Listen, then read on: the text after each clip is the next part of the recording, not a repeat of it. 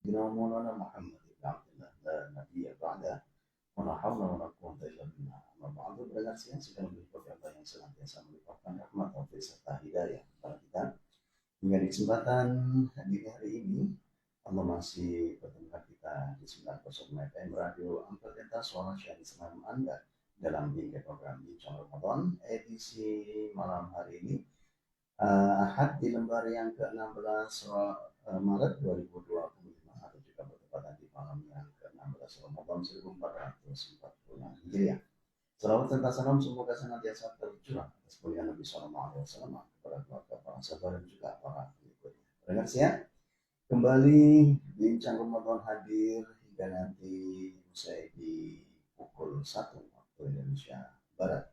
Dan tentu saja salam tidak sendiri karena telah hadir di studio narasumber kita yang selalu hadir dan setia untuk memberikan pencerahan kepada kita. Juga adalah yang mulia YMC Zainul Arifin Zain, atau yang kita kenal dengan Gus Zain. Assalamualaikum Gus. Waalaikumsalam warahmatullahi wabarakatuh. Alhamdulillah, walaupun diguyur hujan ini, tapi tetap bersemangat untuk memberikan pencerahan kepada pendengar siang dimanapun berada ini.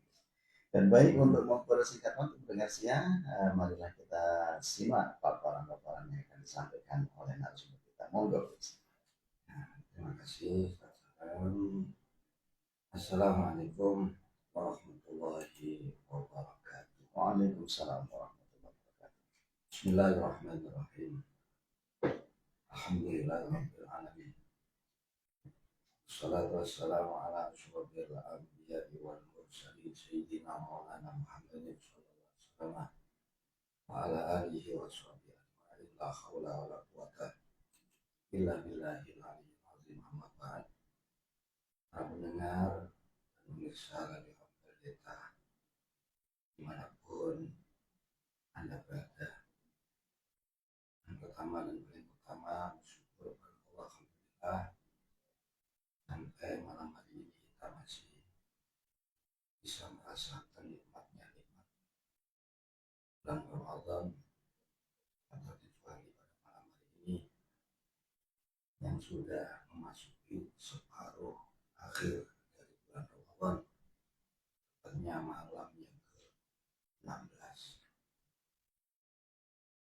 Dan sebagaimana kita ketahui bersama, bulan Ramadan ini salah satu bulan yang terpilih, bulan yang mulia, bulan yang sangat agung, bulan yang dipenuhi hamparan rahmat, ampunan, berkah, dan jaminan-jaminan yang indah dari Allah. Sebagai bukti, salah satu bukti di antara kemuliaan dan keagungan bulan Ramadan, Allah berikan bukti menurunkan kitab sucinya, semua kitab suci yang pernah Allah turunkan, dan kitab Taurat, Zabur, Injil, juga Al-Quran diturunkan. Ini bukti yang valid kalau Ramadan ini bulan yang sangat istimewa. Dan dipertegas lagi, bulan Ramadan ini bulan yang dikhususkan Allah istimewa untuk umat Nabi Muhammad SAW. Dalam hadis yang sangat populer diriwayatkan Imam Tirmidzi, syahrul Rajab syahrullah wa syahrul Sya'ban syahrul wa syahrul Ramadan syahrul. Bulan Rajab ini bulannya Allah, bulan Sya'ban bulanku, kata Nabi, dan bulan Ramadan adalah bulan untuk umatku. Dengan pernyataan Nabi ini, harusnya setiap kita sebagai umat Nabi, ketika diberi kesempatan oleh Allah bertemu dengan bulan Ramadan, kita harus menyambutnya dengan penuh semangat, dengan antusias yang tinggi. Bukan sekedar main mercon pelotean,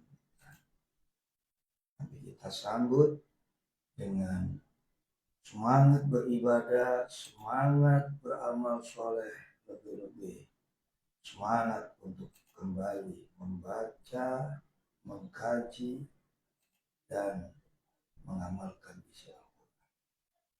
Karena bulan Ramadan disebut juga syahrul Qur'an. Hal ini juga telah dicontohkan oleh baginda Nabi SAW. Setiap malam di bulan Ramadan Nabi selalu yudarisunal Qur'an ma'a Jibril alaihi salam. Setiap malam. Dan malam hari ini kita sudah berada di malam yang ke-16, dan itu berarti besok itu malam yang ke-17. Sebagaimana kita tahu, yang banyak memperingati nuzulul Quran itu adalah di malam 17. Dan berarti Al-Quran ini pastinya diturunkan di malam 17. Tidak. Ada banyak pendapat ulama. Semua ada terbagi 3 para ulama tentang kapan turunnya Al-Quran di dunia ini secara berangsur. Kalau diturunkan secara sekaligus, ini langsung 30 juz yang terdiri dari 114 surat, 6.666 ayat, 1.027.000 huruf.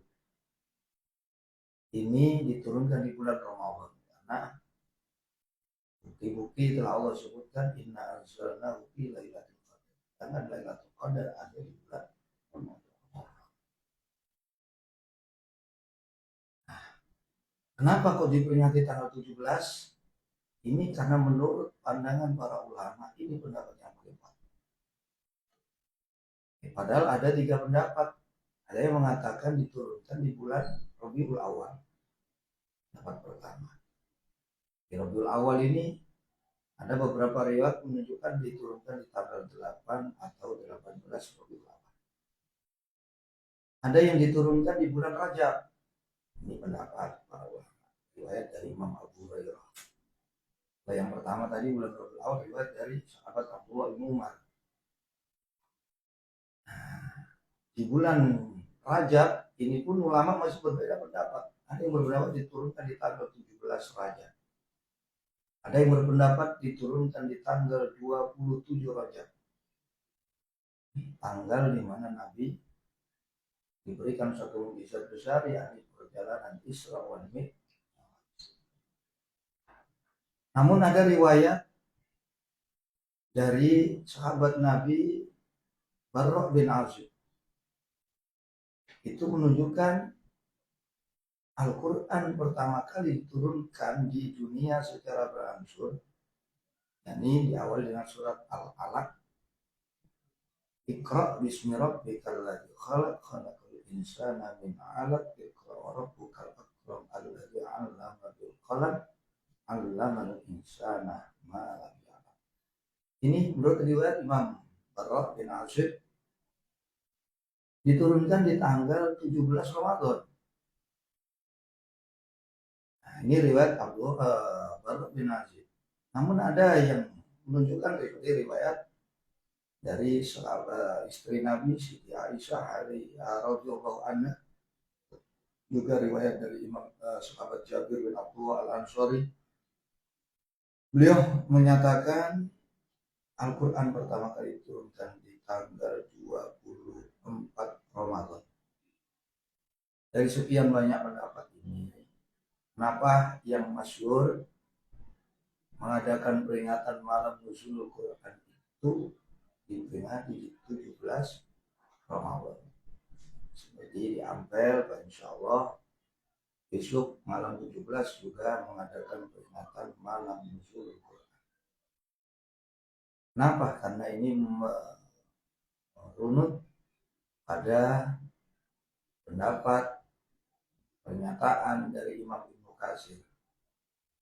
Imam Ibnu Katsir menulis dalam kitabnya Al-Bidayah wan Nihayah tentang pertama kali Al-Quran diturunkan di dunia secara berangsur, yang dimulai dari surat Al-Alaq ini adalah di malam ke-17. Inilah yang menjadikan pandangan kebanyakan umat Islam.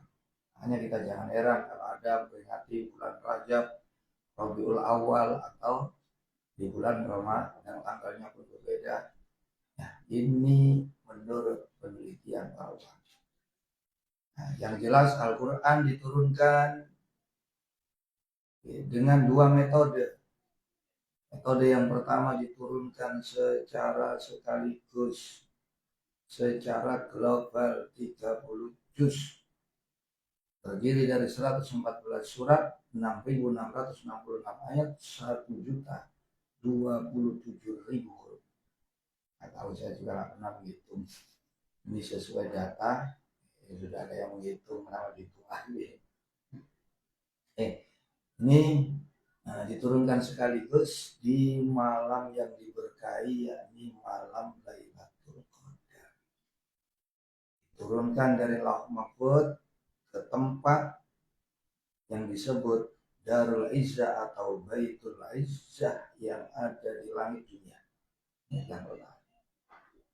Metode yang kedua, Al-Quran diturunkan secara berangsur-angsur dan hanya diturunkan di dua kota suci, yakni kota Mekah dan kota Madinah. Kalaupun ada yang mengatakan ini ayat surbawi, Surabaya tidak ada. Semuanya ayat Makkiyah atau Madaniyah. Diturunkan secara berangsur dalam kurun waktu kurang lebih 23 tahun. Tepatnya 22 tahun, 2 bulan, 22 hari. Kenapa diturunkan secara berangsur? Tidak ada lain tujuannya. Allah ingin menetapkan Al-Quran ini selain di hati Kanjeng Nabi SAW juga untuk agar Quran ini selalu menetap di hati umat-umat beliau. Quran diturunkan sesuai kejadian-kejadian. Berbeda dengan kitab samawi yang lainnya seperti Taurat, Zabur, Injil, itu diturunkan secara sekaligus. Inilah yang membedakan Quran dengan kitab samawi yang lain. Hal itu dijelaskan Allah di dalam Al-Quran, surat Al-Furqan ayat 32-33. Orang-orang kafir, kenapa? Orang-orang min ahlul kitab, minal Yahudi wan Nasara tidak beriman pada Al-Quran di antara alasan mereka. Disebutkan Allah dalam firman surah Al-Furqan ayat 32. Wa qala alladziina kafaru laula nuzila 'alaihil Qur'anu jumlatan wahidatan. Orang-orang kafir ditanya, kenapa kamu nggak mau beriman? Coba Quran itu diturunkan langsung sekaligus kayak kitab-kitab, baru saya percaya. Kenapa Quran kok nggak diturunkan sekaligus? Kok diturunkan secara berangsur? Dijawab oleh Allah, kadzalika linusabbita bihi fuadaka warattalnahu tartila. Itu kembali lagi pada saudara yang seiman dimanapun Anda berada, mendengar pemirsa dan perintah yang mudah-mudahan selalu dirahmati oleh Allah. Malam ini, malam yang ke-16 di bulan suci Ramadan, bulan di mana Al-Quran pertama kali diturunkan di dunia. Kita bersyukur Quran ini rahmat untuk kita semua. Wa nunazzilu minal Qur'ani ma huwa syifaa'un linnas wa rahmatul lil mu'minina wa la yazidul zalimina illa khasara. Kami menurunkan Al-Quran, tidak ada lain, itu sebagai penangkal obat dari semua penyakit, rahmat, dan sebagai rahmat bagi orang-orang yang beriman kepada Allah. Selain daripada itu, Quran juga petunjuk hidup yang paling lurus bagi siapapun yang ingin kehidupan yang baik di dunia maupun di akhirat. Bagaimana Allah katakan dalam firman-Nya surat Al-Isra ayat 82, Allah tegaskan, inna hadzal qur'ana yahdi lillati hiya aqwamu wa yubashshirul mu'minina alladziina ya'maluna ash-shalihati anna lahum ajran kabira. Sesungguhnya Al-Quran ini adalah petunjuk jalan yang paling lurus bagi manusia yang menginginkan kehidupan yang baik, kehidupan yang bahagia bagi dunia maupun akhirat. Wa yubashshirul mu'minina, dan Quran ini adalah pemberi kabar gembira bagi orang-orang mukmin yang beramal soleh.